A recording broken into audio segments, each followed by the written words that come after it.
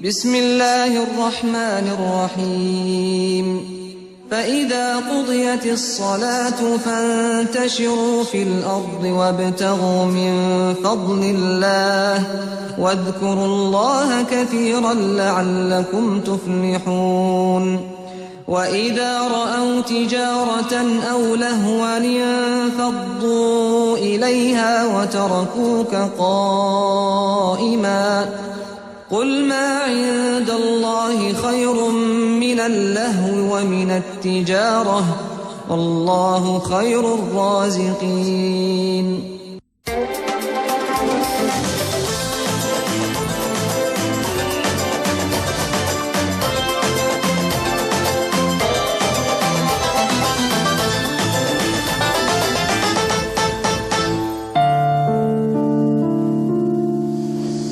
Assalamualaikum warahmatullahi wabarakatuh. Selamat pagi teman-teman.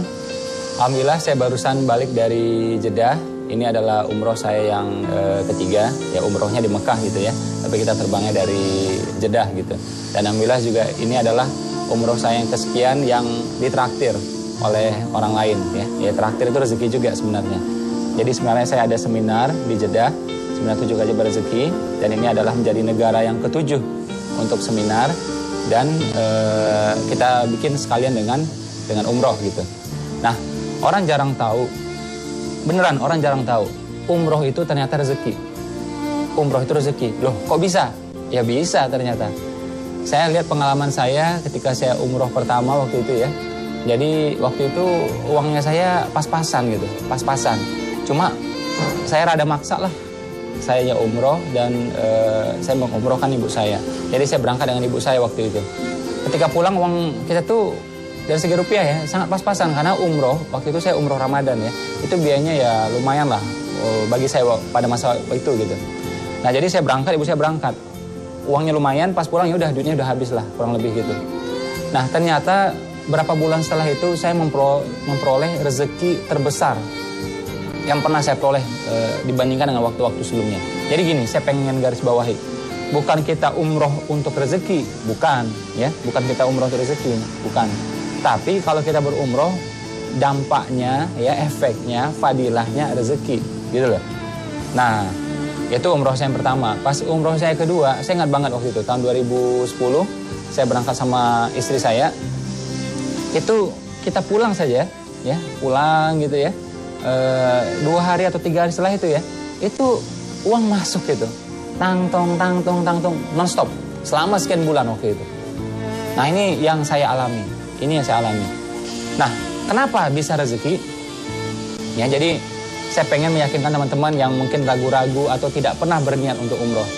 Jadi gini loh, kalau kita mengorbankan uang kita, katakanlah dalam sedekah gitu ya, kita mengorbankan uang kita, Allah akan lapangkan uang kita. Ya, kalau dalam duha ya kita korbankan ya kita luangkan waktu kita, maka Allah akan lapangkan waktu kita. Nah kalau umroh ini luar biasa dua-duanya. Jadi kita korbankan uang kita dan kita luangkan waktu kita.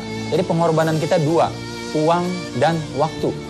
Sekali lagi uang dan waktu. Uangnya berapa? Wah ini luar biasa. Kalau sedekah mainnya mungkin ratusan ribu atau jutaan aja. Kalau umroh uangnya berapa? Ya minimal belasan juta. Ya, tapi orang rata-rata biasanya sekitar 20-an sampai 30-an lah.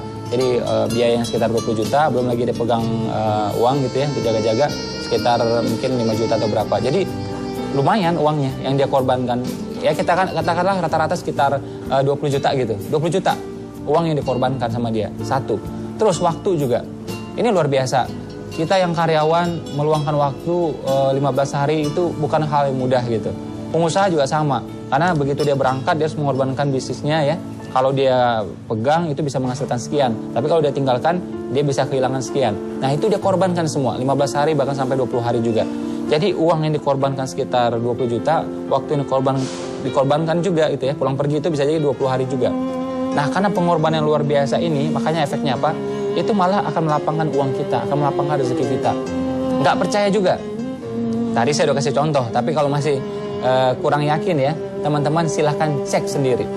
Abangnya, saudaranya, orang tuanya, pamannya, tantenya, kakeknya ya, yang pulang umroh coba lihat. Mereka yang pulang umroh gitu ya, itu malah rezekinya membaik. Aneh kan? Kita kan buang duit nih ke sana. Tapi efeknya itu ternyata memudahkan duit kita, memudahkan rezeki kita. Rezeki memang bukan semata-mata uang gitu, tapi salah satunya itu. Belum lagi keberkahan, belum lagi kesehatan, belum lagi pelipat gandaan pahala dan seterusnya dan seterusnya.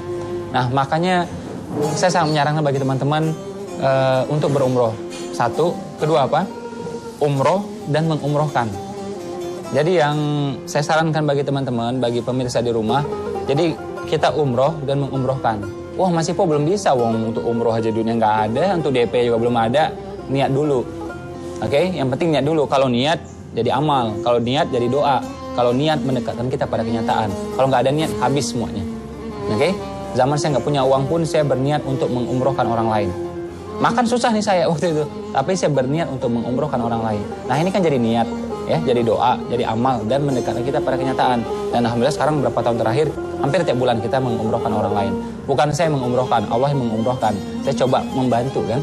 Kita menjadi wasilahnya, kita menjadi perantaranya. Nah, kalau kita lakukan dua-duanya ini, umroh dan mengumrohkan, wah ini efeknya luar biasa menurut saya.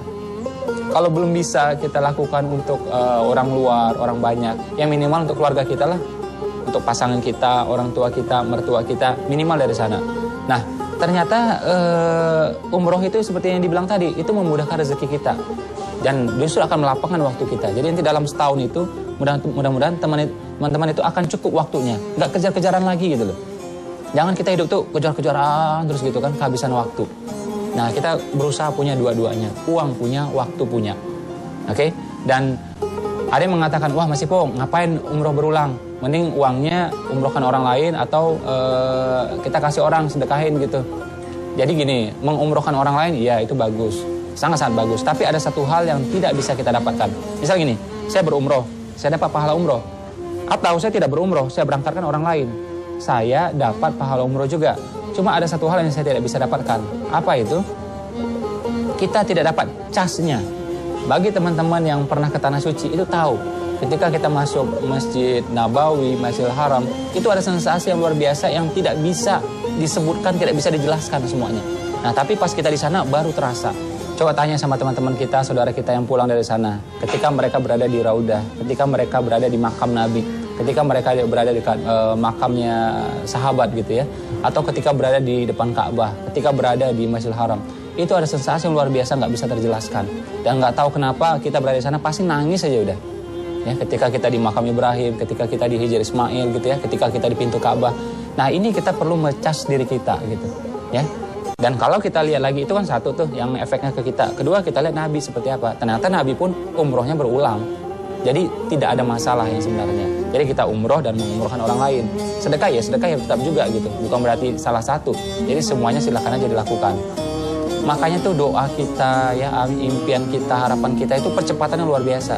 Ya, makanya begitu kita pulang ke tanah air, apa yang kita inginkan tuh biasanya terjadi percepatan biasanya. Karena itu saya merasakan ketika saya umroh pertama, ya 1 bulan atau 2 bulan setelah itu, ya itu saya mendapatkan rezeki terbesar seumur hidup saya.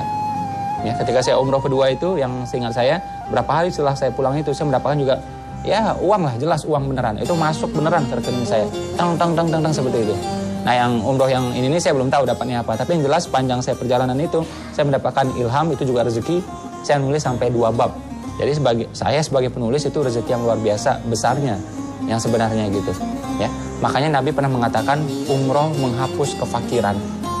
Jadi kalau dilihat sekilas umroh menghabiskan uang, ternyata tidak, melapangkan uang kita. Yang nyatanya seperti itu.